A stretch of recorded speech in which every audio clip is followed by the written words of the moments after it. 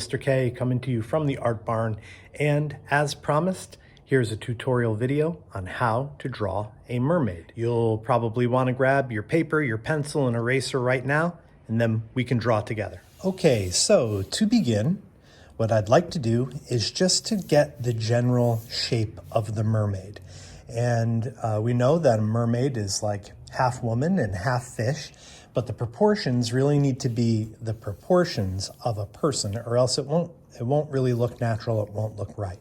So in order to get the whole shape of the mermaid, I'm going to start with the head, because the head is going to tell me, the size of the head is going to tell me how big the rest of the body should be. So I'm going to use an oval shape for the head, and nothing that's too large, oval shape, and that's going to be the head. And I'm going to come down a bit, about to maybe 1.5 inches or so, a little lower, and I'm going to put in a very light circle, and this is going to represent like the middle part of the body where it gets wider. Okay, right here, I'm going to leave a little space. I'm going to put a line. This is going to represent the shoulders and where the shoulders go. Can you see that? And then I know the fin's going to come way down here somewhere, so I am going to go ahead and start to draw where that tail will go. It's going to be something like this. Okay. First thing we're going to do is place the neck. This line is the shoulders, so the neck is going to come down.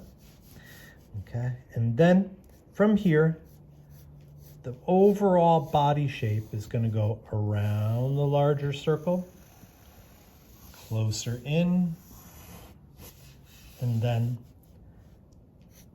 curve out where we're making the tail.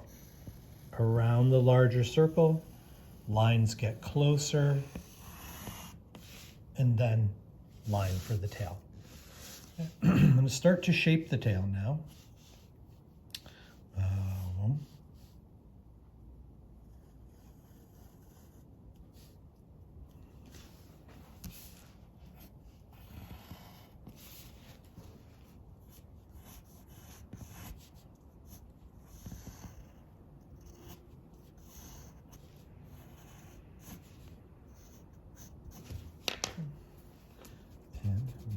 Just slightly. And you can see I sort of split the tail, keeping this half a little more in front of this half. Okay. But overall now we have a nice shape. It feels very much like it's flowing. Okay, back again here. So now just going to start making some modifications to make this the best it can be. So first of all, I'm going to kind of come down here and put some arms in, some shoulders. We know the shoulder is going to be about right there.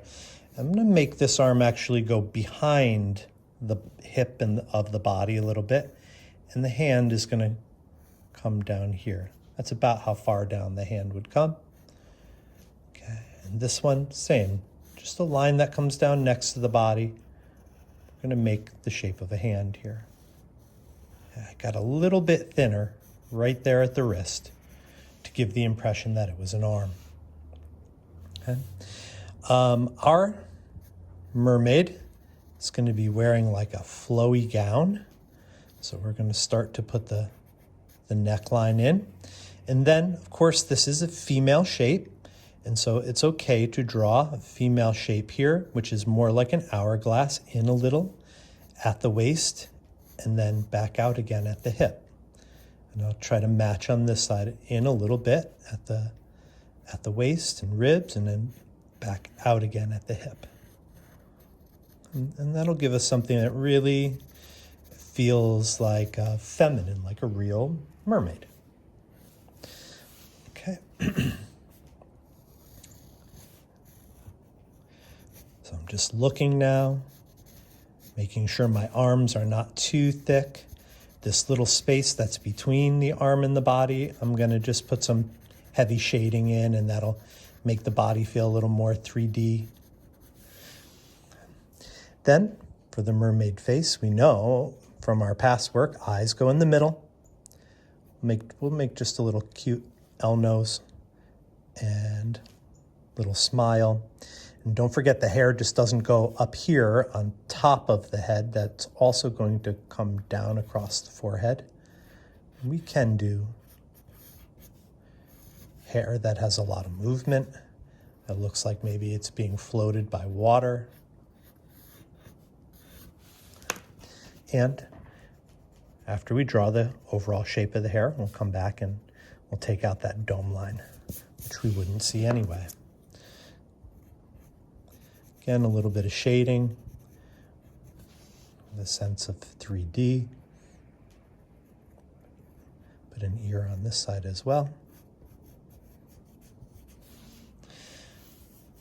And then we can start to take out some of the place-holding lines we started with. That big circle that we had for the hips, the line that showed us how the fins would curve down.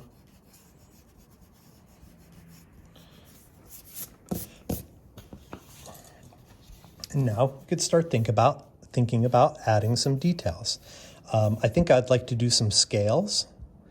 So I'm just going to start about here. I'll do the first line of scales, and then they kind of alternate from the top of this one to the top of that one. And that's how I'm going to keep that pattern moving all the way.